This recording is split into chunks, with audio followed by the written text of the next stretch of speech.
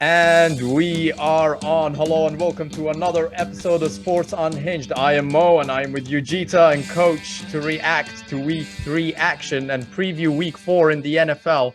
So many stories to cover, guys. I mean, let's start with the showdown of the AFC, the Bills and the Dolphins. It had everything in it. It had a butt punt. It had the Bills not able to spike the ball in time to take the field goal. Miami stay undefeated. Coach, what was your reaction? Well, you left one out. We had a coach meltdown. Oh, yeah, that was one of the you best. Can't leave that out. One of the best shots that you'll get in a coordinator booth. I've been a part of that once upon a time, Coach Baker. If you're watching, it was you. It wasn't me. Throwing and hitting, and I'm like, "Hey, Coach, leave me alone." So I've seen it. It's happened. We've all done it. Did you have iPads the days that you were coaching, or were those not out yet? No, we didn't. We had chalkboard. We threw the chalkboard and satellite phones. Yeah, we didn't even have those. What are you talking? Yes, this was all wire. Yeah, 50s and 60s. This was not even wireless. This was wire. The wires are running down. That's not a joke, by the way.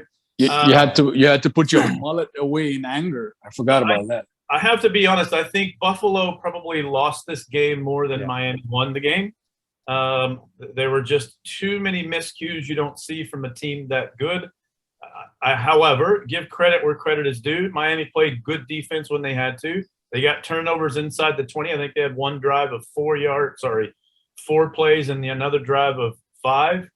So their yardage numbers would be down. Their drive numbers would be down, but they still won the game. And last time I checked, it's not how, but how many. And they had more than the other team. Well, I think we can all admit since the Dan Marino days, I mean, for the first time, Miami is now must-watch TV. But like you said, Coach, I think it came down to Buffalo losing this, because if you're looking at the numbers here, Buffalo had 90 plays on offense. The Dolphins had only 39.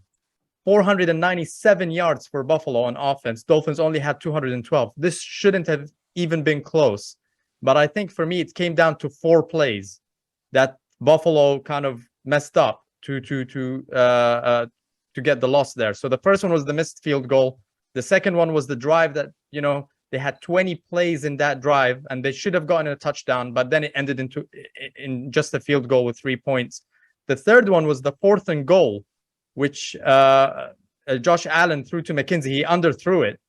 And all of these are just unlike Buffalo. And then the final one, we saw the late spiking of the ball and their inability to take the field goal. Miami now undefeated, the only undefeated team in the AFC. By the time this episode comes out, the Cincy game would have happened. It might no longer be the only undefeated team, but it was just like we predicted, right, Ujita? Miami to be the last team standing in the AFC. Yeah, we did, didn't we? And the Eagles in the NFC. Yeah, don't forget Eagles, about that. How do we jinx those Eagles? I think you just did.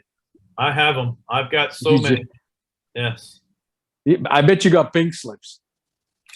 Pink slips. Boom! There we go. My statistician loves his pink slips. He can give me all this stuff. He gives you the pink slips. Oh. Yes, he can. But before we move on to the Eagles, I just really want to zoom in on this butt punt. I mean, look at that picture. Look how painful does that look, right? It's almost as painful as being a Panthers fan, honestly. You like him butt punts. Ujita, tell me, how does that feel? Painful? Yeah. Okay. He's not going to try and deny it there, is he? Been there, not done that. Mark Sanchez, I think, will have a bit of a dispute with there. The butt fumble was, the long-standing butt play in the NFL, and now we have a new one. Yes, he will. All right, let's move on, Ujita, to your Eagles. I mean, a convincing 24-8 win against the Washington football team, the Commanders. Jalen putting the hurt on Carson Wentz and his team. 9 sacks for the Eagles. I think it was a pass rush pushing the hurt on Carson Wentz. Absolutely. And I think on the receiver side, AJ Brown and Smith. I mean, pick your poison. If you want to take care of one, you're not able to take care of the other. Are the Eagles, in your opinion, the only legitimate undefeated team right now that, it hasn't been even close? Well, look, we did say jinx or not jinx. So I'm You not see what I'm trying to do? I'm trying to hype them I up know what really, you're really trying to big, bait. Yeah. Put it away. Now look, it's too early. We haven't played fabulous teams. I think the Vikings game is probably the most difficult one so far. But everything seems to be clicking. The offense, it's still going great guns. Like you said, AJ Brown, he's doing a lot of underneath short passes while Devontae Smith is going for the explosive ones. So Hurt's got a lot of weapons. He's using them. But I like what's happening on the defense, which is obviously very clear to everybody. So it's not just top heavy front four doing everything. You had Darius Slay a week ago taking care of the secondary. And Jonathan Gannon started mixing things up now, So he was not a blitz guy. And I saw it in my pants a couple of weeks ago when he did back-to-back blitz. Yeah. And he did a couple of blitz against the Commanders, as well. So that was good to see, mixing it up and not showing the offense exactly what look like. I know a lot of people are looking at the issues of the second half. I think the Eagles have scored like 3 or 10 points all season. A lot of people, you being one. It seems to be a pattern, a very strong first half and then slow down in the second half. I mean, I think it's 10 points in the second half all season so far. But, I'm not worried, because if the defense keeps things up the way they are, then, they'll figure it out. I think what I felt was in the offense, they went a little bit too trickery in the second half, going on fourth. Hurts trying to do a flea flicker. He's not Mahomes yet. Yeah. That didn't work out. So they took that out of the KC playbook for sure. Yeah, they did. But I'm saying, he's got the weapons. He's got the running game. He's got the RPOs going really well. He's got the wide out. It's all really good. Just keep doing whatever you've been doing. Keep getting those W's. Coach, hit us with some of these pink slip stats. So I think it's important. We predicted this in the very first podcast. If you want to go back and look at that and read it, listen to it. We said he can be good, and he now has the toys, right? We've given him the toys. What will he do with the toys? Right. I can tell you he's on task. He is equivalent or better than the last 3 MVPs of their first 3 games. Oh. Yards, touchdowns, interceptions, rushing yards, and touchdowns. Now, we didn't do rushing yards and rushing touchdowns for Rodgers, obviously, because he can't run out of sight tomorrow. But we can do that with Lamar Jackson. And so he's on task, right? And I think your coaching staff has done a really good job to be conservative where need to be, more in the second half. I don't think they've opened up the whole playbook at all. Yes, that's what I'm hoping for. Yeah, maybe a few silly trick plays just to keep you honest, but there are so many things that they can do off those RPOs that they are not showing at all. They really haven't shown the deep ball. They've just shown it a couple times, and they have a little bit, but they've really looked at those stick routes and the unders, especially when they're playing against 2 high safeties. Because the last week against Washington, why they didn't change, I have no idea, but he ate their lunch on the 10 to 17-yard passes in the first half. Absolutely ate their lunch. No adjustment, stayed in it. I don't know if they were scared of the deep ball, but my goodness, by the time you're behind 24 zip, I think it's okay to maybe come out and try to stop it. And then in the second half, in all 3 games, they go conservative. Okay, I can live with that. Yes. As I said, many, many times, it's not how, it's how many. And they've outscored their opponent 3 straight games, so they're undefeated. Oh, yeah. Now, Eugita, what would hurt you most? Seeing the Cowboys keep winning with the rush, or losing to the Jags this week? Oh, well, the answer is the former, isn't it? There's no answer to that. It's not even a question. Jeez. You'd rather lose to the Jags than see the Cowboys keep winning. Yeah, I've got no issues losing to the Jags. Doug Peterson coming to town, so old team. Jags looking good. I don't mind losing to them, but yeah, Dallas can calm it down. There's no need to rush it. So speaking of Dallas, coach, I mean, do we have the Cowboys beat the Giants in Monday Night Football. I think Daniel Jones is completely allergic to primetime TV there. But on the Cowboys side, do we have a quarterback controversy now with Cooper Rush getting this 100% record? Because again, we ask this question every week, right? But the whole kind of the best scenario that the Cowboys hoped for is for Rush to go 500, right? Keep them floating, not get them out of the season. He's on 100% record right now. So what do we do? It seems to be working. And I think the play calling is quite different for Rush than they do for Dak. They've been protecting Rush quite a bit. And it's been working. You're getting the running game going. Of course, you've got the elite defense. I find it interesting, since he's been the quarterback, you've seen Pollard and Zeke on the field together more. I think I read somewhere like 72% more often than with Dak. Yeah, and so they've committed to either max protection and taking what the offense gives them, the defense gives them, or really being aggressive in the run game, using one or other as the decoy. The checkout, I think, as I noticed, where Zeke ran for like on 3rd and 12 or 3rd and 13, ran for 16. That was a check down and a checkout. Right. And they used Pollard as a decoy on the screen. Everybody sucked to the screen. Everybody. Right. Except one poor guy. And by then, he didn't get touched, and it was the safety till he was first down and running off. So pretty good offensive game plan. Is there a quarterback controversy? Absolutely not. Dak comes back and takes the reins again. I think he comes back and takes the reins. I think Rush is finally fine to give it to him. Also, don't underestimate defenses in the NFL. They've got a couple of more games on film on you now, right? So they've got a little bit better idea how to game plan where maybe the first two. Now, I've said it all along. I thought the Giants were overrated. I didn't think they were that good. I thought they played the Panthers, guys. I told you they're playing against bad teams. You know, I was going to say they played a couple of weak teams, but I'll go with weak and bad. I don't think those teams coached very good, and I do think the Giants had some oomph to them just coming out of the season with the new coach. But again, it's kind of like everybody gets a little film on you. They get some ideas and some tendencies. Dallas's defense is for real. Like Dallas or not like them, that defense can play ball. What is it? 11 sacks in 2 games. Cincinnati and Giants. Did I read 31 quarterback pressures in the pressures? Yeah. Game? Wow. Not counting sacks. 31. That's insane.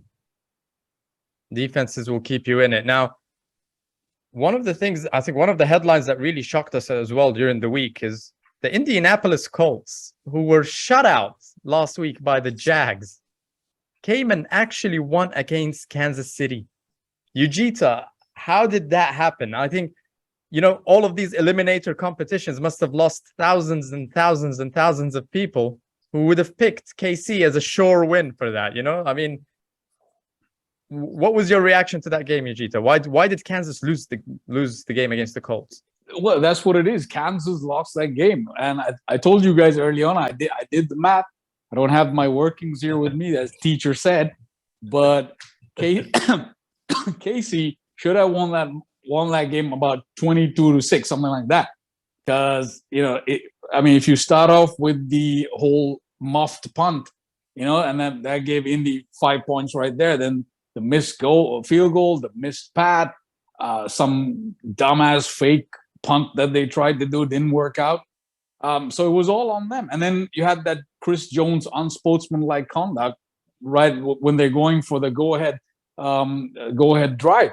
And by the way, that go-ahead drive, that was a really good drive, surefire winning score right there. But what I feel is that KC is being too arrogant on defense. Yeah. They're being overly aggressive than kind of using the run game to work their offense. Clavett Edwards-Helaire, 0 yards on 7 carries. And he's supposed to be their one of their. You can't win without the run game. At least you can't win without the run game, right? Yeah. And we know Mahomes can do the scrambling around. He can move, but it's too aggressive. It's too much. And it didn't look like the start of the season that was their game plan. It looked like they were going to do the short underneath passing. They were going to go slow, long drives, stuff like that. But it was just too much, and they lost that game. Yeah, Indy didn't play fantastic. KC did hold JT to, I don't know, what is it, 50 yards or something like that. It wasn't great, so the defense is all right. But I think they need to figure out better scheming there on offense if they want to be a real threat in the AFC. Now, if we get over the shock and take a step back, Coach, I mean, this seems to be kind of history repeating itself. I think it happens every year with KC, where it takes them about 7 to 8 games to really find themselves and get, firing on all cylinders, and then they take it all the way to the playoffs. So if we take a step back, I guess my question is, are KC in trouble, or is it just the same old kind of thing repeating itself? So I think I'll flip that back with a question on you, or both of you. How much do you think not having their all-world kicker changed how they game planned for that, or even called plays as they got closer to inside the 20 or inside the red zone? Do you think it changed with them not being able to make a kick? Yeah, maybe. Their red zone offense wasn't great.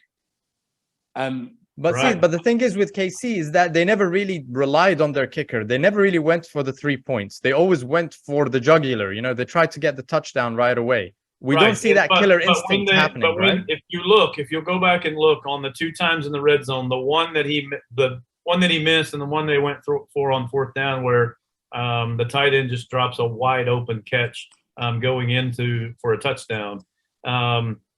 They did go for it, but there are times when you'll look in the past, and this is how I'm going to answer your question. Yeah. They would go for that jugular. They would go for it, and then they would call a play where they knew might get it, but then also would not give up the 3 points because he was so reliable. And they were guaranteed for that. Where here, I felt like they didn't play it conservative. They played it too dangerous. They were going for it every time. Every time. And every play.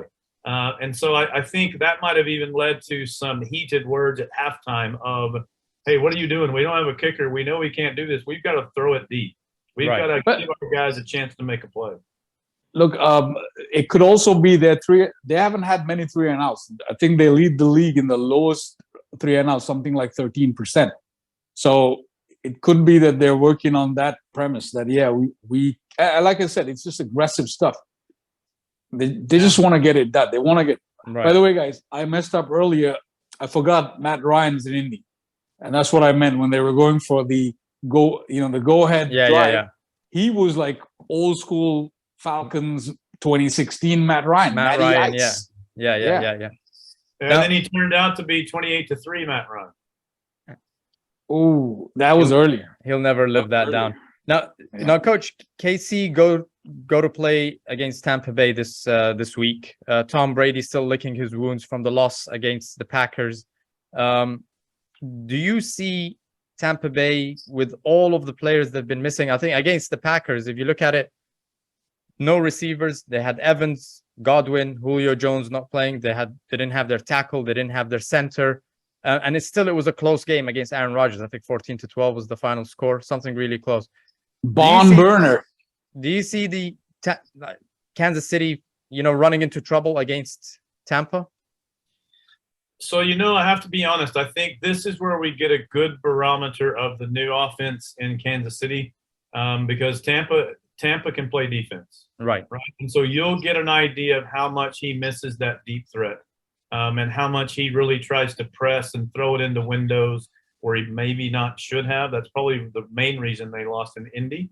But I think you'll get an idea of where that offense is. Now, is that week 6 or 7 as they kind of start to get rolling?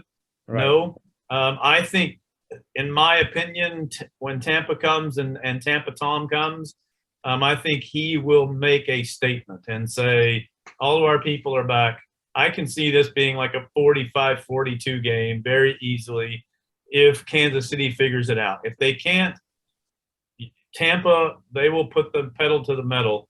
Because I will also say Kansas City's defense ain't that good. Right. And I think that's what's been letting them down. You know, the offense, I think, has been doing their thing and they're trying their best, but the defense is, and it's always been the formula of Kansas's offense has to just outdo the other team. It doesn't matter how many points they concede; they just have to outdo the other team's offense at the end of the day. But never really relied on the defense. Now, moving on, we've seen what happened to Pittsburgh when they lost T.J. Watt. The Chargers have now lost Bosa to a groin injury. He's gone on IR. They lost to the Jags 38-10. Is their season in jeopardy again, or do they have enough talent in offense to come back? Yujiro, what do you think?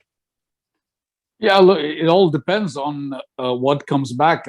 I don't know if Herbert's going to continue the way he did. I mean, that guy was under so much pressure and pain.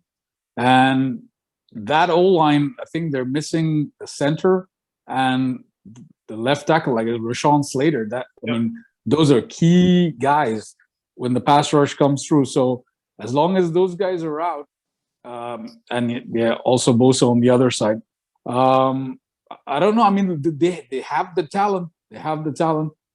So I think if Herbert comes out okay, they'll still make a run for it. I mean, that division looks a bit dodgy at the moment as well. Yeah, it's anyone's game. So they've got the talent, but we gotta have to wait and see what comes back. I mean, Coach, I don't know if the comparison to Pittsburgh is a good one because Pittsburgh don't have a quarterback, right? And Herbert is quite a talent. But I think the point is on the defensive side. I think is where they'll be missing a lot of firepower there.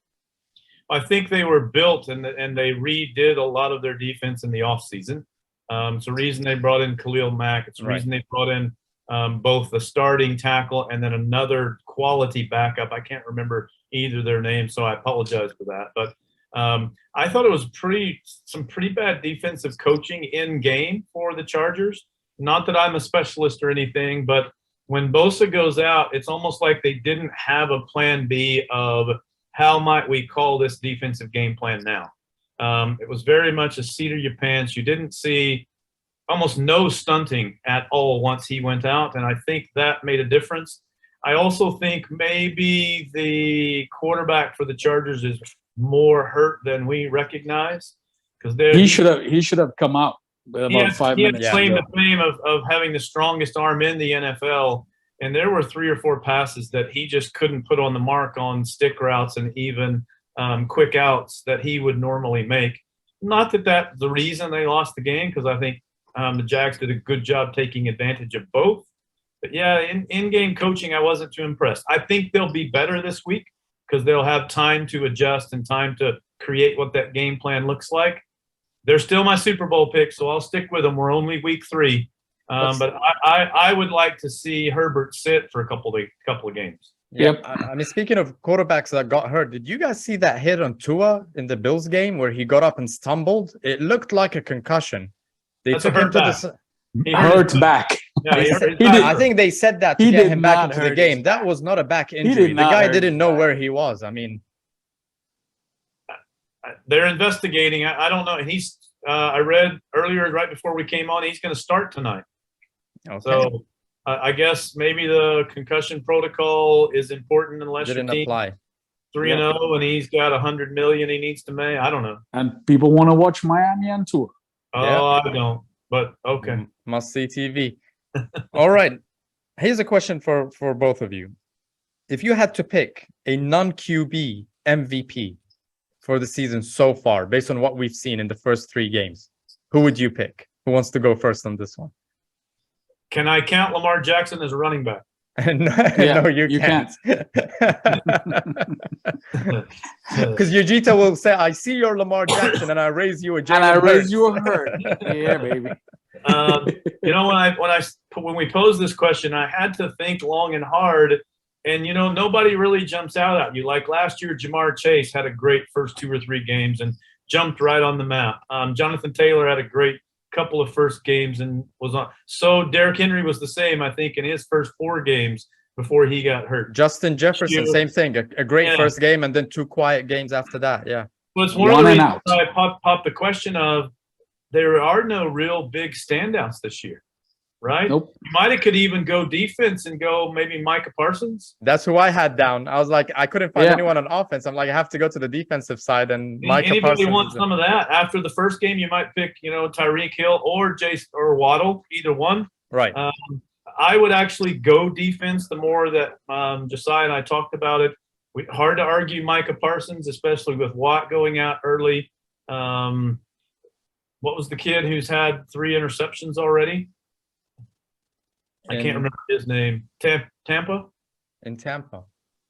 No idea. Anyway, but I think Micah Parsons was our pick. He didn't write that on a pink pass. I'll have to talk to him about that. But I think I would go defense. I would probably go so far a defensive player that's a non-quarterback. Yeah. All right, Yujita, here's a question though. Out of the all right, 18, I don't get to answer that. All right. I thought you said you don't have anybody on offense. I thought you agreed with Coach. Do you have someone? I agree. I agree with Coach. Yeah, look, I think if you take week on week, there's been some standouts. Amon-Ra St. Brown and Saquon Barkley. Right. And then I even like Raekwon Smith, Chicago. That guy's done well, with whatever's happening in Chicago. It's not about I take Jalen Waddle not for he's great, he's the greatest guy out there, but impact on the team wise, I'd like to pick Jalen Waddle because him and Tyreek Hill have worked out something to do out there together. So there you go. All right. Well, the next question that I had for you is actually out of the current division leaders that we have. And I've taken only who sits at the top, right? Some divisions have 2 teams at 2-1. I've taken just who's actually ranked number 1. Miami, Cleveland, Jacksonville, KC, Philadelphia, Minnesota, Tampa Bay, and the LA Rams. If you had to pick some teams from there that you don't think will make the playoffs, who would you pick? Oh, good question.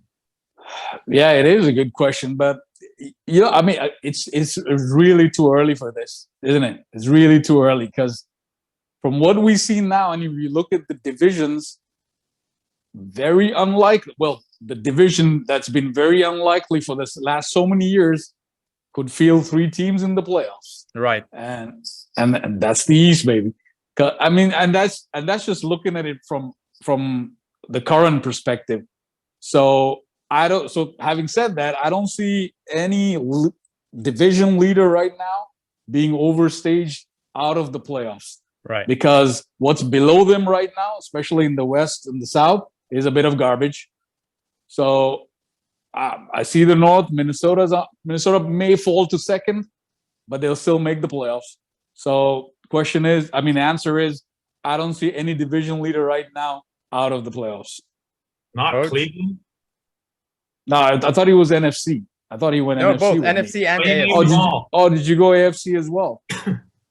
Cleveland, Jacksonville, Miami, and Kansas City. Again, even if you go Jacksonville, do you really think anyone in that South division is going to take that wild card spot? You think Indy might take? Yes, I think Indy will every year they reel off 7 or 8 in a row at some point in the season. But they end up losing the last couple of games and out of the playoffs. Yeah, that's what happened last year, right?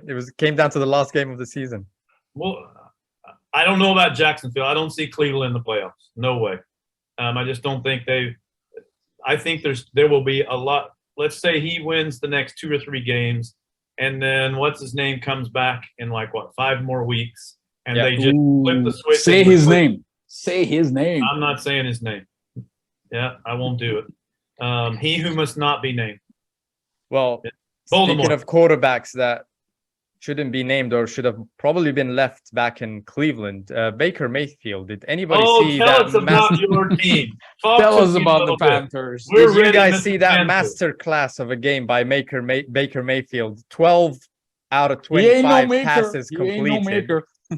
Those were the best 12 completions all day in his eyes. 12 out of 25. I think the Panthers won that game because of the defense, because McCaffrey went over 100 yards. We had the running game going. And what's his name? Laviska Shenault. Thank God you said it. I've been waiting 5 days to say the name. Laviska Shenault Jr. See, 70 or 80 yards out of the 170 that Baker eventually got. It was basically a small pass that's probably 10 yards. And then it was hasta la visca. He just ran all the way down to the touchdown. Sorry, I had to do it. It's not how, but how many, young man. It's not Nice. how, but how many. I don't know. It's just That's what she said. you know you're in trouble when you're watching the game and you're like, I wonder whether I miss Sam Darnold. You know, that's when your team is in trouble, Ooh. right? You know, it was that bad. But at least we got the W. Here we go. Let's see. Well, they win this week because your running back may not play. Can they win? Oh, McCaffrey.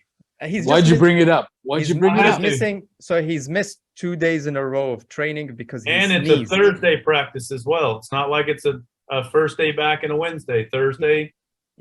Listen, he sneezed and pulled his quads. We'll just go with that story, right? And he'll be back. He'll be back by Sunday. Let's see. Geetha, did you say something? It's like the 3-day normal McCaffrey or something. Did I hear you say that at one point? Oh, the three and out. Three and out McCaffrey. 3 That's weeks. what he is. And Plays threes. He's hurt. McCaffrey 3 honestly, and out. if all we're gonna get from him is like 300 to 400 yards a season, I mean, we might as well trade him. I don't know. Hey, didn't he get Let's about see. 100 yards last week? He got just over 100. Yeah, 103 Yeah. or something. But Hey, that's listen, been his average. You take the win and you move to next week. We're on to Cincinnati. We've got on to Cincinnati, as Yeah, Bill Belichick on to famously said. Now Cincinnati. we've got Arizona now. Let's see how that goes with Kyler Murray. All right, let's move on to our pick six. You guys know the rules for the pick six. It's me against Ujita for the season. We pick three games against the spread, 3 over-unders, 1 point for each correct pick, and 2 points if we beat the expert coach. You haven't really been much of an expert this year. Oh, maybe I have to go to McDonald's. Maybe I should go to McDonald's. You should go and sit in McDonald's for 10 hours. That's the bet that I Yes. have with Ujita. Oh, it's been horrible. 3 out of 6 for 3 weeks, for 2 weeks running, and then 2 out of consistent. 6. 2 And out then of 2 out 6 of this 6 time. this week. Oh, no, you went down. Yeah, we We don't like to have go to down. go that. Ujita, Yeah. why Like are to you go down. being so loud? You also you got guys 2 are- out of 6 as well. You're But 7. Hey, but I But- beat the expert twice. you didn't beat I? the expert twice. Yeah, you made the most That's out what of your matters. 2 picks. Yes, Yeah, yes. yeah. Well, So I if got 3. anybody wants to try to bribe me, I'll just give you those picks so the other person can win. Just tell me how you want to do it. I don't know about that. We're having trouble as it is. Anyways, the scores right now as they stand, 17-16. I'm taking the lead. Wow, 1 point. So yeah, you took the lead in the first week. We drew in the second week, and now I'm pulling ahead. Let's see how it goes. All right, let's get on to this week's games. First game is the first NFL game under King Charles III's reign in London. Ladies and gentlemen, it's the Minnesota Vikings against the New Orleans Saints. Coach, can you give us the odds for these? Are we all going to do the accent? Are we all going to do it? I am not doing the accent. All right, we're in the King's England now. We've got Minnesota, New Orleans. Minnesota is a -3 favorite, and the over-under, as we speak, 43.5. 43.5. All right, so the way that I see it, Kirk Cousins figured out how to win games without Justin Jefferson having a standout game, right? He relied on Osborne. We had Dalvin Cook doing his thing as well. I saw New Orleans play with Jameis Winston against the Panthers last week. No good. Despite that, before even looking at the odds, I had a score of 20-17, but you're telling me they're -3 favorites. So That'd be a push. I need to go 1 point over or under. I'm gonna give it to the Minnesota Vikings to cover 21-17, Minnesota and under. Ujita. Yeah, I mean, you really can't respect the team that lost to Carolina, so it's an easy one for me. It's all right. It's No, all right. like you I said, need to man. learn how to take it this season. We've got Baker Yeah. Mayfield. I have nothing to come back with, you know. So Well, apart from that, Minnesota's got a kind of explosive offense, and Winston seems to be going back to doing Winston things. So Yeah. it's an easy one. 27-20, the over with Minnesota covering. all right, you got the over. Excellent, Coach. I'm going to give you both a chance. For some reason, I like New Orleans. I've done a little research. Well, I haven't. Winston does generally bounce back when he has a bad game, but on the road when he bounces back, not sure about that, the truth to that, but that's what I've been told by the statistician. So He's been I'm going to putting go you in a New bit of a Orleans. difficult spot week after week. He's failing you. Yeah, This Yeah. stat guy is failing you. So I'm going to go New Orleans here to cover that 3. Okay. And actually win the game outright. And I like a shootout in England. I'll go the over. All right. Excellent. So I can actually get double points here. I went Minnesota and under. Okay. Yep. Game number 2. Buffalo. They seem to be moving from one AFC showdown to another. The Buffalo Bills against the Baltimore Ravens. Coach, what are the odds? As we speak, Buffalo is -3, over under a big number 52. Wow. Okay. Again, you have to go. I went for it for the under against Miami, Buffalo, Miami. I suspected they'd run into a bit of trouble scoring in that game. Turned out to be right. But when you put Josh Allen and Lamar Jackson in one game, I mean, Lamar had 4 touchdowns. Buffalo have a good pass rush with Von Miller and Rousseau, who's a rising star. I think Josh Allen comes back. I honestly feel that Buffalo, the way that they're playing Josh Allen, they're putting him in a lot of danger.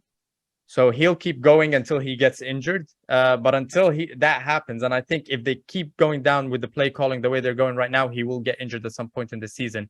But I just don't see anybody stopping him. I think they had a lot of people out or compromised last week. So I'm going to go with Buffalo, big game, 48-25 against Baltimore. Oh, yeah, for a huge game there. Yeah. All right. Nice. That is huge. Pointer. Yeah. Wow. Buffalo and the over. UG. All right. Yeah, look, I think Baltimore and Buffalo have the same issue on offense now. Too much reliability on the quarterback. Listen, you mentioned 90 plays. I think Josh Allen was involved in like 75 of them. Yeah. So, and Singletary was like 13 yards on the run. I think I'm going to go with you because it's going to be a defensive thing more. Yeah, I mean, Lamar and Josh Allen are going to go back and forth, but it's going to be the defense and Baltimore's defense has really regressed. Buffalo's looking really good. So, although Lamar's playing at MVP level, so I'm going to go with you, Buffalo to cover. Not going to go as big as your 378 points, whatever you did, 30-24. 30-24. All right. Still over. Still over. Just a couple of points over. Coach. I agree with you, Jeetha. I think it comes down to defense, and Buffalo has a better defense than Baltimore at the moment as everyone plays. I like the over, and I like Buffalo to cover. I have to agree all across. No one wins in that. No one wins on that. All right, moving on swiftly to game number 3, the New England Patriots at the Green Bay Packers. You got to love the picture I chose there for Aaron Rodgers. Always love those. Not convinced with the performances so far. Coach, what are the odds? A surprising Green Bay double digit here at -10 with the over-under 40.5. Ujita, you want to kick us off on this one? Yeah, sure. Yeah, I don't know, man. I mean, that Green Bay game was probably close to being as bad as the Denver-San Fran game. Talk about battle of the goats. I mean, it was that was nothing close. That was horrible. That. Yeah. Speaking of which, we talked about the butt punt, but we did not talk about Jimmy G stepping out of the end zone, which was even more stupid. Yes. Oh, that was, I think, as the most brutal game to watch last week. The San Francisco-Denver game. Anyways, we regress. All right. Yeah. I mean, like you said, Aaron Rodgers, I think he's doing the offense itself is doing the opposite of what Casey's doing with Mahomes, playing very conservative. There's nothing big going on there. I think at one point they were like 0 for 8 on third down conversions in the last week. Although as I've said, I don't really like it. And I don't know who's going to play Mac Jones when he comes back. Brian Hoyer maybe starts under center this week. Brian Hoyer, I made my prediction based on the fact that Mac Jones is playing. But if Brian Hoyer steps in, it's game over, I think. I mean, yeah, but I still, I mean, with their defense and everything, I think they'll still cover, even though Green Bay wins. They'll still cover, and I'll go half a point over, 24-17. 24-17. Okay. This was another one. I mean, when I picked the score for this, again, I didn't know that it was a -10 spread, so I picked 31-21 Green Bay. Do you need my math tutor? Wizard. He's really good. Math wizard is what he is. I'm gonna go opposite. Who did you choose? Who did you choose, Vegeta? You chose New England to I cover. mean, New England, Green Bay wins, but New England covers. Yeah. All right, So I'm gonna go. under I'm the gonna 10. go 32-21 Green Bay to cover and the over. Coach. Wow, I just don't see either of these offenses playing that good to get over 40.5 points. So I'm going to go the under. I just don't see either of them, especially if Jones doesn't play. I'm not convinced. Green Bay's played 3 games, and offensively, and 2 of them they were not good. Right. Yes, they were simply not good. So I think I will take New England to cover the 10 and under the 40.5. All right, that seems like the common sense pick for real. All right, we didn't need the tiebreaker, but let's quickly give our thoughts on Chicago and the New York Giants. Yujita? Giants at -3, 39.5. I like Chicago to win this game outright and it to be an absolute horrible game and be under. Yeah, all of that. Let's keep it simple. All of that. Yeah, I don't want to say bad stuff about Chicago, so all of that. Let's make it 3 of us then. We'll agree on that. Awesome. All right, guys. This has been another episode of Sports Unhinged. We'll be watching. We'll come back next week and give you our thoughts. Coach Yujita, have a good week. All right. Enjoy the football. Good fun, gentlemen. Off we go. Enjoy football. See ya.